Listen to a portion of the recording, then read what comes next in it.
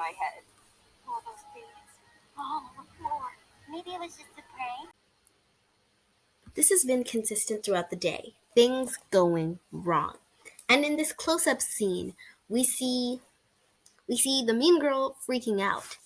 And then let's go back a second. We see Ainsley do this shrug thing. Let me show you. She literally just like nudges him like to just agree with her. Let's see that one more time. At first glance, this seems like nothing, but it really gets into the potential motives of Ainsley Slater as a character. I mean, if she is helping Shadow High, she would want to try and conceal anything that could potentially lead to them being discovered earlier than planned. So we see her just like nudge to like agree with her and to like silence the other girl. Like Avery, her name, yes. Ainsley is like just casually nudging at him to like, hey, dude, listen to me. Just let's kind of cover this up. I mean, in theory, I guess Aiden could also be helping her, but it feels unlikely. No one else would have the motives of Ainsley Slater if she is a triplet to the Storm twins. I mean, yes, you could say, oh, but her last name is Slater. The girl's last name is Storm. Well, how do you know that Ainsley isn't an adopted child? She could be the adopted triplet of the family. But then, why would she help the twins? Well, maybe they could be manipulating her. Maybe they're blackmailing her. Or maybe she started with Rainbow High, but is really backshadowed. I mean, yes, I know, she's supposed to be the popular girl. They're like supposed to be the popular crew, but they're never really emphasized as popular. They're just older than the other students. They're not really emphasized as popular. Maybe she wants more attention. Maybe she wanted to have won the crest thing at the beginning. Whatever it is, maybe she could have just went to Rainbow High and then decided that she doesn't like it there.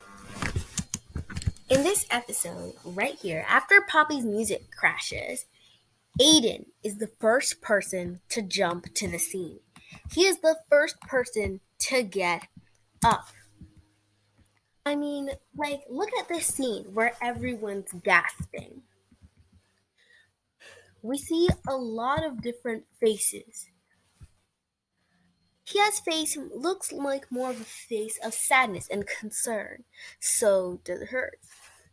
These two have a face of what looks more like shock and surprise. You can even see that their mouth shapes are the same, the expandment of their eyes are the same. But let's look at Aiden. Sure, it looks like he has his concerned face on, but let's really look deep at it. It doesn't look nearly as surprised as Daria is, and doesn't look nearly as sad as this girl's is. We can even see like his mouth shape doesn't match anyone else's mouth shape. Theirs looks like the classic circle when one's gasping, and theirs looks more like flattish, like someone be feeling sad.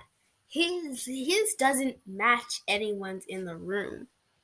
And you can kind of see, I don't know if it's just me, but something about his face kind of feels like a mix of fake surprise, lack of remorse, and like his face doesn't look like any of the genuine shockness, surpriseness, or remorse. It looks like someone trying to fake being shocked, surprised, or remorse. I mean, his face never really lands in a specific spot. Theirs looks shocked. Theirs looks more on the sad side. But his face, it looks like someone trying to look shocked and sad at the same time. So his reaction looks more believable. But that's not just it.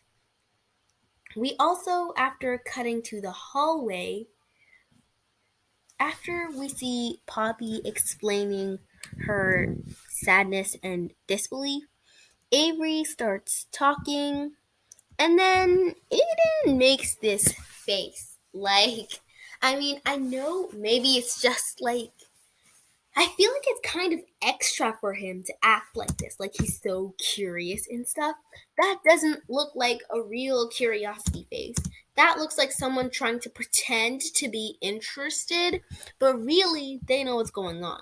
The only problem that doesn't connect the only problem that doesn't connect to Aiden helping Ainsley is the motive. We have Ainsley's potential motive. She kind of looks come on. Her dark purple hair that could pass off as black.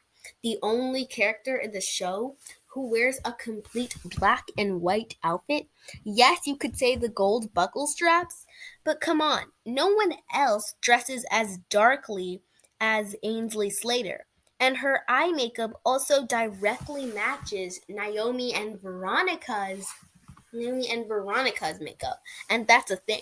Two girls' makeups in this show, two girls' makeups just don't match if two girls' makeup just don't match if they're not related. And for example, it would be kind of nice for the show to spice things up with triplets and stop with twins, like the Devious twins and the Madison twins. And also, here's another very interesting thing. Avery has a doll. Aiden, I'm not sure if he has a doll, but I really don't think so. But Ainsley doesn't have a doll. At first that may seem very insignificant, but it becomes more significant when you think about it. Because Naomi and Veronica, despite being some of the lead players in Shadow High, don't have dolls either. Now, what does this whole not having a doll thing have to do with anything? It's weird because most characters introduced in the season 1 of Rainbow High were mostly dolls. Characters like Bella. The only characters that didn't have dolls were the principal and vice principal. But I'm willing to let that slide. Yeah. This is the way it is in the Shadow High universe. Every character in the show has a doll. Chanel Onyx, Nicole Steele, Ash Silverstone, Natasha Zima. Everyone here has a doll, but Naomi and Veronica, despite the fact that they're supposed to be the main characters in this thing, and the fact that they are the first Shadow High members to ever show their face. My theory is Veronica and Naomi don't have dolls because of this theory. If they were to be triplets with Ainsley, then that would spoil a big reveal of the show if they got dolls.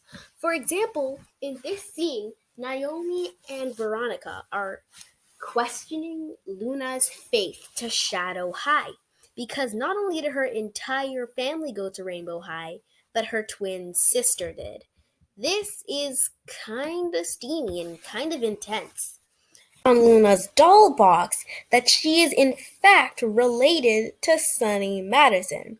So, in conclusion, if Naomi and Veronica were to get dolls, it would expose a big reveal of the show. And one last key piece of evidence that the three of them are in fact related is that it would not be very unlikely for them to have an undercover spy in Rainbow High. How else then would Shadow High have the legit actual blueprints to Rainbow Vision TV set? It's very possible that Heather Grayson herself could actually be a spy in Rainbow High using her makeup and cosmetics. So, in the end, who do you think is the spy? Do you think it's Heather? Do you think it's Ainsley? Do you think it's Ainsley and Aiden? Big shout outs to OMG